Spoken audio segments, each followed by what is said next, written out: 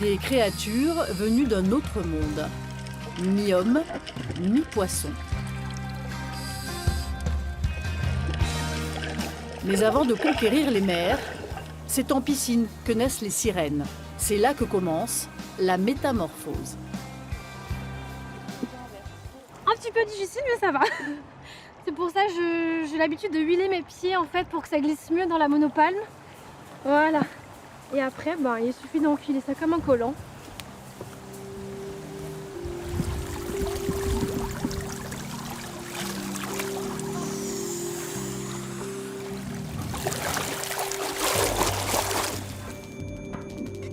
Évoluer ainsi dans l'eau nécessite un apprentissage. C'est assez difficile d'ouvrir les yeux sous l'eau, d'avoir de l'eau dans le nez.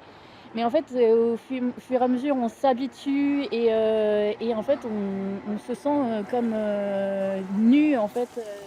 Une relation intime avec l'univers marin, un lien qui prend la forme d'une danse, celle d'un corps qui ondule. Le mouvement lui-même part vraiment du bassin, des abdos, du haut en fait. Normalement, on est censé vraiment bouger que le haut et en fait, les jambes ne font que suivre en fait le mouvement. Ce mouvement, les deux nageuses l'améliorent en s'entraînant comme de véritables sportives. 50 mètres à fond, ondulation, bras devant, en respirant bien évidemment. Et ensuite, 25 mètres, nage lente, récup à la surface. C'est parti. Les exercices fractionnés permettent d'améliorer leurs conditions physiques et leur récupération. Mais la base principale de la pratique est l'apnée.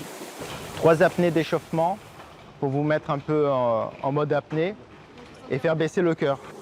Car pour se glisser dans les écailles d'une sirène, l'être humain, lui, doit gérer l'oxygène dans ses poumons. Si tu es trop rapide, ton cœur il va augmenter, tu vas consommer trop d'oxygène. J'ai voulu d'abord travailler l'apnée avant d'être sirène.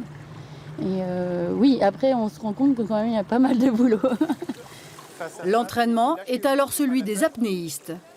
Les mêmes gestes, Et on part pour une première apnée de 2 minutes. la même sécurité. Pensez à checker votre partenaire et je veux une sortie propre avec le signe OK et 3 expirations, inspirations. À côté des sirènes, un triton a rejoint le banc. Juste au niveau de ta technique, quand tu te ventiles et que tu te prépares, il faut que tu sois le plus étendu possible. D'accord. Lui aussi, sa passion est née dans l'enfance.